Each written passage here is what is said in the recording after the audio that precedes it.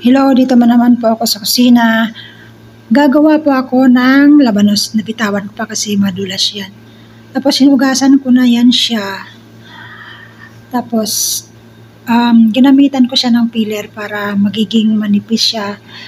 Kasi pag kutsilyo yung gagamitin ko, kakapal siya. Tapos nilagyan ko siya ng asin para mababad siya, para ma-release niya yung yung katas niya. Kasi parang hindi masarap pag may may katas siya eh. Yung version na yan, Pilipino yan. Pero kulang lang yan ng toyo kasi hindi sila gumagamit ng toyo dito. Saka squeeze mo lang yan. Nilagyan ko pala yan siya ng asin para mabilis siya Kasi squeeze ko lang yan siya. Tanggalin natin yung niya. Pagkatapos naman guys, ayan, nilagyan ko na yan siya ng lemon. Kalahating lemon lang yung nilagay ko dyan. Tapos, nilagyan ko ng sibuyas.